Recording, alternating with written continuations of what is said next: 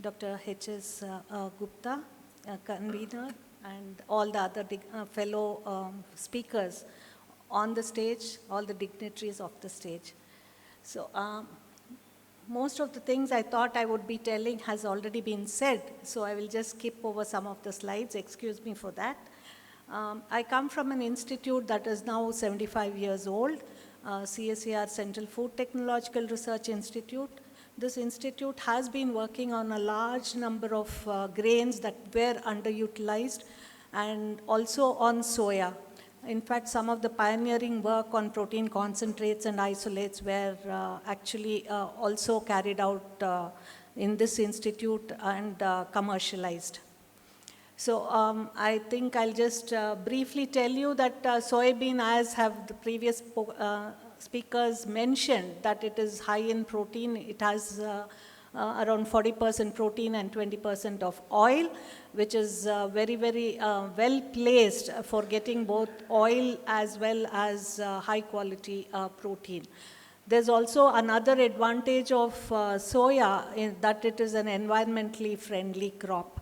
So as compared to any of the animal foods, it requires lesser amount of water, and which has now become a very, very precious resource, especially fresh water. And more and more the food industry as well as consumers, especially young consumers, are looking for environment friendly foods. At the same time, not compromise on the protein. So coming to soya offers three advantages. One is, of course, nutrition. As previous speakers have told, that it is a complete protein, except for probably young infants. But otherwise, it meets the essential amino acid contents as per the daily requirement for most of the population. It also has very good functional properties, the soya proteins, and you can use them for various applications, whether it is solubility or it is viscosity, gelation, fat absorption, emulsion, and so on. And the third advantage is that it does have some health benefits. It could be for bone health or for post-menopausal women in terms of preventing osteoporosis, for cardiovascular disease, for immunity, gut health, and so on. So all of these three advantages give soya a very enviable position as a staple. Looking at, most of us are now talking about personalized nutrition and targeted foods for specific populations. So the market is ever expanding, and you have a huge market, whether it is infant food, sports nutrition, or enteric nutrition, wherein soybean fits the bill. There is scope for using soya in all of these products. I will skip this slide because already the scope of number of products that can be brought from soybean apart from lecithin and oil is already been explained. But there is again a wide variety of products already available in the market, but there is also scope for more. Apart from that, there are very few byproducts like soya hull, which is there, and that can also today be used for many purposes, including biodegradable plates. So just a little bit about the soya protein, which I will talk a little more extensively. These are mainly the storage proteins what we talk about. There are two main proteins there, and both of them have both functionality apart from nutrition and also bioactivity. And that is the beta-conglycinin and glycinin, which are both globulins. They're also called as 7S and 11S proteins. And these are especially important for the nutrition. But if you look at beta-conglycinin, which is the 7S protein, again, it is a high molecular weight protein, and it is a glycoprotein. That means it is having around 5% of carbohydrate in it, and it constitutes about 34% of the total soybean protein content. The molecular weight is high, and it is composed of alpha prime, alpha, and beta subunits. And it is very important for the functional performance. If you look at glycinin, which is the 11S protein, that is a hexameric protein, and it has a even higher molecular mass of around 320 to 360 kilodaltons and comprises around 42% of soya protein. And these are the ones which have a role to play in allergenicity. Again, both these proteins are a little difficult to digest because of the presence of disulfide linkages, and therefore processing becomes very, very important. But these very properties also help to have a better functionality to the protein. So one of the most common products initially were soya-based beverages, and you have various kinds. It could be the original wherein you have only soya in that, or it could be fortified with minerals and especially vitamins including calcium could also be there. Then you have light drinks and flavored soy drinks. All of these are in various categories already available in the market, and more it is growing, and the consumers prefer vegan beverages. Now the okara that is left over from after the soya milk is extracted, that also can have a lot of applications. It is having fiber, and therefore it is prebiotic in nature, and we know that probiotics play a very important role.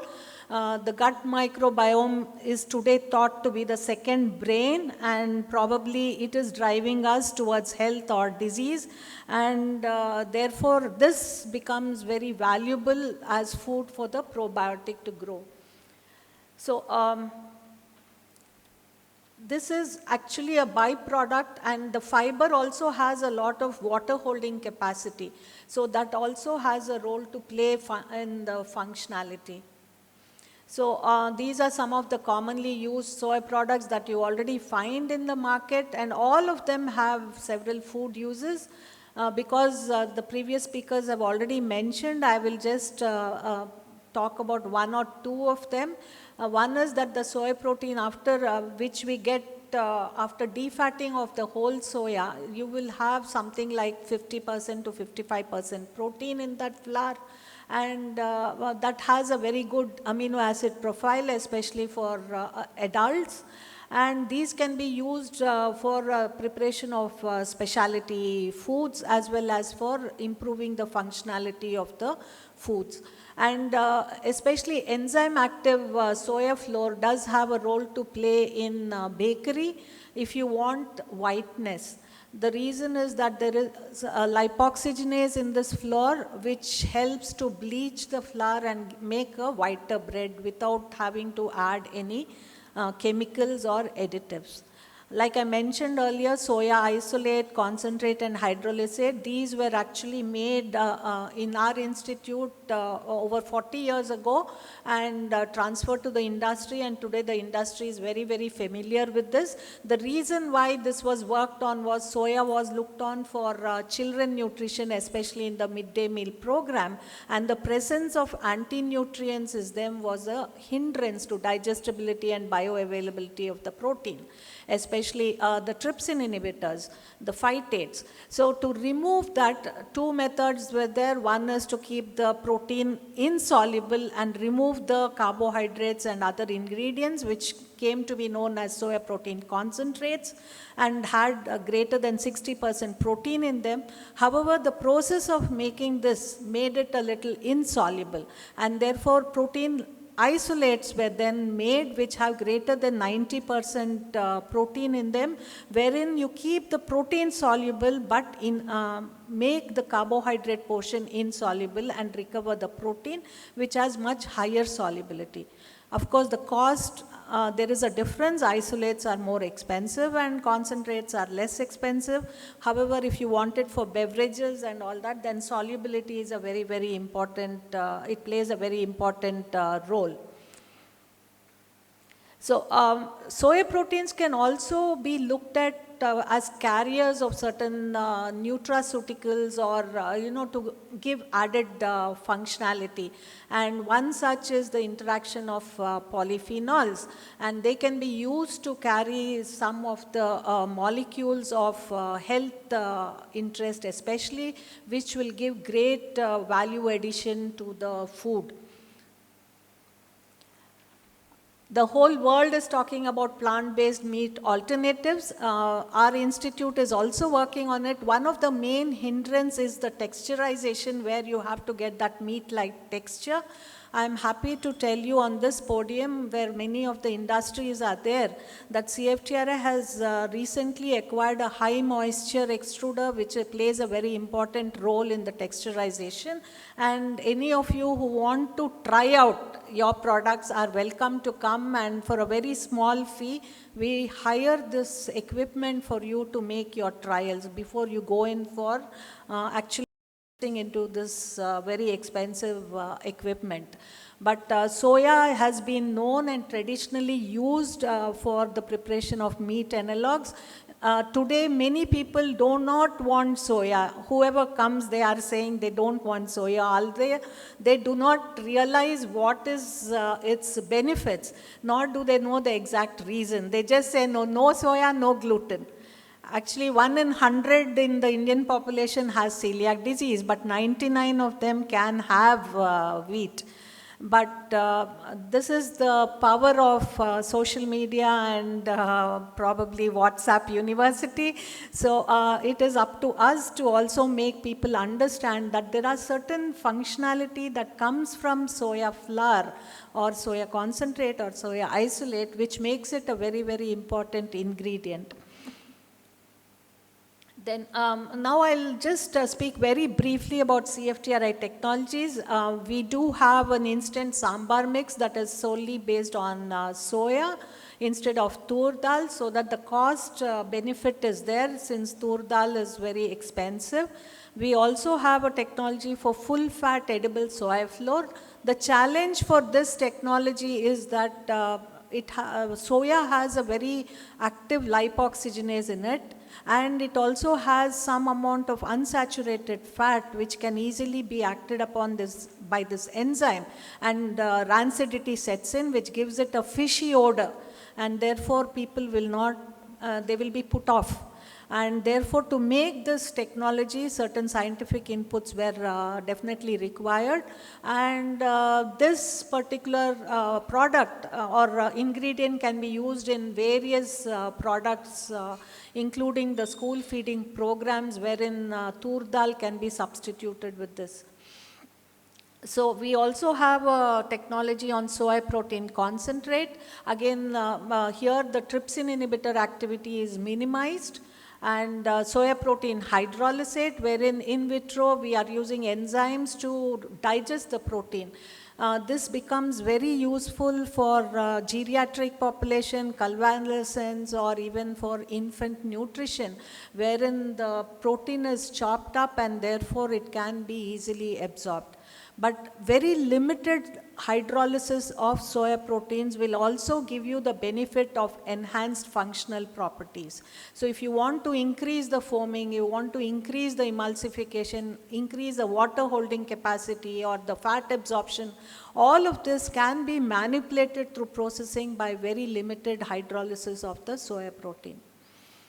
So I've already mentioned this, and the important things of all factor for all of these ingredients is that you can have them which are very, very convenient to use. They are moderately priced because soya is one of the cheapest protein sources. They are small sized, therefore your digestibility is improved and your bioavailability of the protein is improved, and you have got rid of the trypsin inhibitors as well. And it can be both present as a powder or a liquid. So on many forums I have spoken about this product that we call energy food. It was at one time given in 8 states in the country, wherein children were given this as a midday meal program before the Supreme Court ordered that it should be warm meal that will be served during the midday meals. However, even today extensively in many Anganwadis for pregnant women, adolescent girls or for children, as well as in disaster relief, this food has been used, wherein we have added a small amount of malted flour, which is rich in amylase, that breaks down the starch component of the food, and therefore it becomes a very, very nutrient dense food. And this food can give 15% protein as well as 365 kilocalories. Then protein enriched rusk, wherein the protein concentrate has been used to prepare these rusks, which are very well accepted and liked products in the market. Then high protein biscuits, as well as multigrain cereal and legume bars, cereal bars, all of these are well accepted bakery products, hence they have a higher shelf life and sensorily they are very acceptable. Apart from this, there are many emerging processing techniques which we scientists in CFTRI are trying to understand how to make use of them so that you can modify the processing as well as the functional properties or the health benefits that these soya proteins can offer. And even a small modification or an introduction into the entire operation would give an added benefit to that particular product which is coming from soya.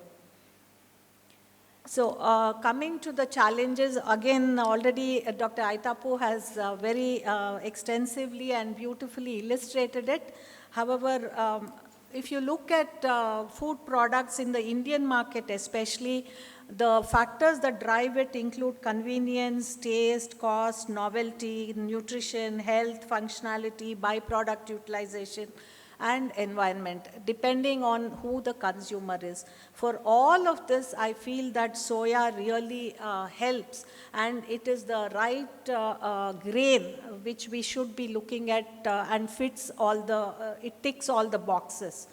However, like one of the speakers did say that most of the soya that is produced and the products are actually going towards animal feed. So if I do not know if somebody could really work out the economics of having healthy children who grow up into healthy adults in our country and the GDP contribution of them versus what is the profit that you gain from just limiting soya to animal feed, then probably the policy makers would be very much impressed and definitely declare it as the 2026 as year of the soya. And I also was listening to the previous speaker, the ICER work on soybean and the number of varieties that they have produced, especially during the year of millets. Since CFTRI only concentrates on post-harvest technology, we were able to actually nutritionally profile and look at the functionality of 130 varieties of millets. And we found that there is a wide variation in them. And when you process it, the product is very different. And many nutrients are lost, some of them are enhanced. So probably that is one gap we need to look at, that these varieties which are developed, for which product, which variety would fit the bill. And then the industry could have a better choice rather than buying mixed grains from the market and losing a lot because of optimized processing is not possible. So maybe we can hold hands for that, and that would definitely give much more impetus to the industry.